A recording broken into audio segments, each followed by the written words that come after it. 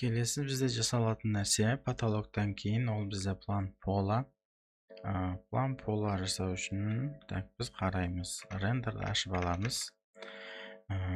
Рендерде қай жерде ламинат, қай жерде ламинаттың түрі қандай, мына жерде елочка ламинат қойған, сосын қай жерде кафель, соларды қарап аламыз. Мысалға бастайтын болсақ, мына кухня. Кухняда бізде мокрый зонада кафель және одан кейін ламинат басталыпты. Оны қалай жасаймыз? Штриховкамен жасасақ болады. Инструмент штриховкаға кіреміз. Бізде отделка пол деген слой бар. Соған кіреміз. Сосын настил 09 деген бізде осы елочка, наскладка. Фон мынандай қылайық. Бояймыз енді. Мына жақ полный гостиная бізде ламинат, мына жерге дейін полный вид боясақ болады. Сөйтіп, мынаның астына столешница 600, сосын тағы 600 болып түседі. Не үшін? Өйткені бізде кафельдің өлшемі көбінесе 600-ге 600, немесе 1200-ге 600. Сол үшін біз 1200 қашамыз. Сосын сетка 600-ге 600 таңдаймыз да, цветін мынандай қылып көрсетеміз да, мына жерде бояймыз мұны. Енді мынаның біз штриховканың раскладкасын өзгертсек болады. Ол үшін мына жерде способ построения дегенде деформация деген таңдаймыз да, мынау қай жерден басталатынын өзіміз таңдаймыз. Өзі ортасында тұрса, негізі әдемі тұр екен. Бұны негізі қалай жылжытады? Мына жақ бізде столешница ғой, шкаф қой мына жақ.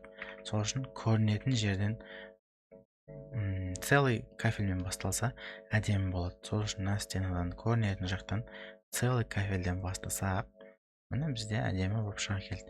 Мына жерде бір сондай кусочек болып қалады екен. Ол енді бәрібір ненің астында қалып кетеді. Енді басқа бөлмелерді қараймыз. Мына жақ полный ламинат, елочка, бізде прихожкада шкаф тура алдыңғы кірген жерде мынандай мелкоформатный кафель екен. Оны қалай жасаймыз? Мынаны аламыз, мына жерді бояймыз. Тура мына жерге дейін болып тұр ғой, мен бұрышқа дейін міне. Сөйтіп мынаны аламыз да. Бұны енді сеткасын майдалау. Может мынандай, может мынандай. Мынау жақсырақ көрінетін сияқты. Соны көп қылып мына жерді бояймыз бұны. Обозначение көрініп тұрса болды негіз. Сосын қараймыз. Бізде санузелді просто ақшыл 60-ға 60 кафель екен. Оннан да аламыз да, цветін мысалға жасыл қылып полный бояп тастаймыз. Қалған бөлмелер бізде просто ламинат. Мына ламинаттың ұзын сторонасы всегда терезеге қарап тұрады. Мына қысқа жағы терезеге қарап қалуға болмайды. Мына қазір дұрыс тұр. Мысалға, бұлай тұрып, допустим, сіздерде қойдыңыздар, терезеге осылай қарап қалды. Бұл қате болады. Сол үшін бұны бұрамыз. Қалай бұрамыз? Басамыз. Деформацияны таңдаймыз да. Мынаны тураны домалақтың өлшемімен мыңға мың қылып алып келіп бұрамыз. Сол кезде бізде өзгереді раскладкасы. Болды, сонымен аламыз. Альтты көшіреміз да, басқа бөлмелерді бояп шыға саламыз. Сөйтіп, размерді басамыз, пол дегенге көшіреміз. Сөйтіп, мынаған бүйтіп размерлерді полға беріп шығамыз. Қара болған әдемі болады, пока қызылмен қоя берейін. Сөйтіп, размерлерді беріп шығамыз. Бұл жерде маңызды нәрсе мына жер көрсетеміз. Сөйтіп, осыдан мына жаққа дейін қанша тоже көрсетеміз. Сосын штриховканың бәрін таңдаймыз да. Мына жерде показать площадь десек, бүкіл әр бөлменің каждая квадратурасы көрсетіледі. Соныменен бізде план пола бітеді. Дальше бізде теплый пол. Жалпы одан кейін план полада мен штриховкамен емес, қазір плитамен жасаймын. Мынандай плита, штриховкалары әдемі да. Осындай қажет болса жібере аламын. осыны плитамен бүйтіп бояп мынаған қарағанда әдемірек көрінеді. Сосын мынаны фон деп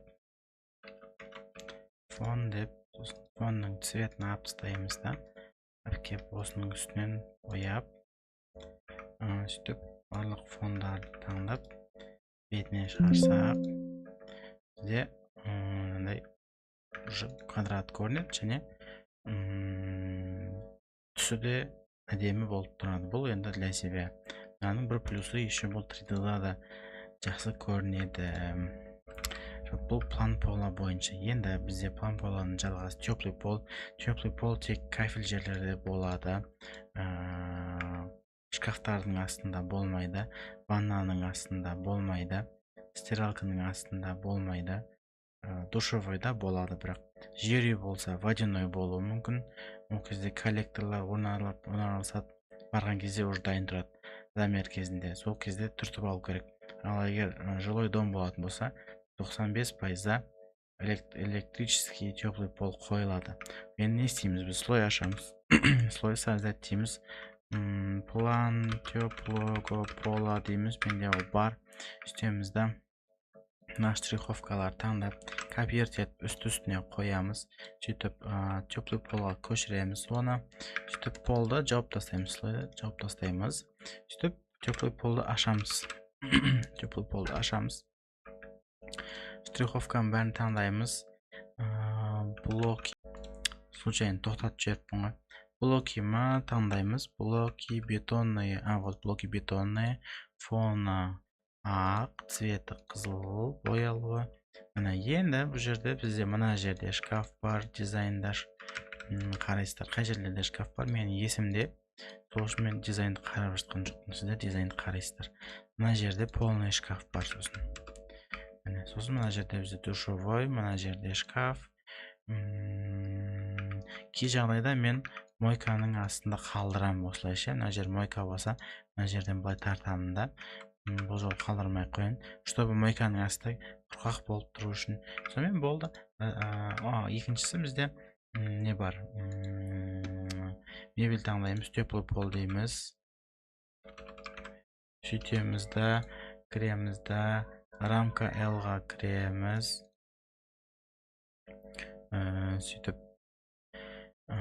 Сөйтіп рамка L-ға кіремізді. Немесе розеткіден көшіріп алып келсеңіз болады, разница жоқ.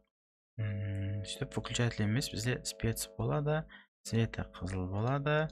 Спецтің ішінде терморегулятор теплого пола деген бар. Осыны таңдаймыз да. Окей, басып бір жерге қоямыз. Міне. Сөйтіп бұл тек электрический теплый полда жикларда қойылады. Сөйтіп орнын таңдаймыз. Мысалға мына жерден санузелдіңкін осы жерге қояйық. Немесе санузел және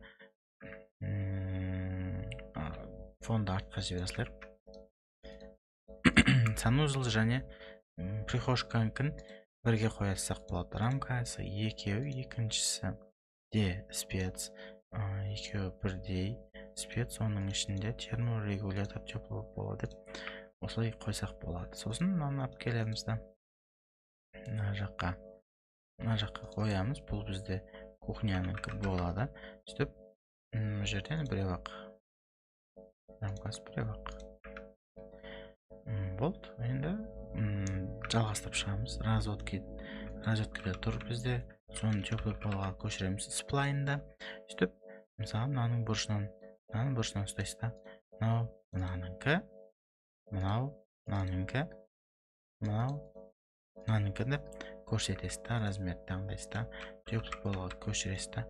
Размерлерді қойып шығасыз. Қай жерден қанша қашу керек, барлығы түсінікті болу керек. Размердің бәрін қара болған әдемі болады. Штриховка қызыл, мынау қара болып тұрса жақсы көрінеді. Сосын бізде мына жерде стиралка бар, айтпақшы 600. Мына жағы 512 екен. 8 болса 520 и 80 600. Мына осы жерде бізде стиралка бар. Мына жерде полканың астына бермей қойсақ болады. Сөйтіп полды осыған размер беріп шығасыз. Полный размер четко қойылу керек. Қай жер қанша бір жеріңіз размер қойылмай қалып кетпеу керек. Енді размер қойып үйренген шығарсыздар. Осынша сабақ бойы қандай размерді қойып осындай үшін қоя салдым санузелге. Осылай теплый пол бізде бітеді. Дальше бізде сантехника бітті.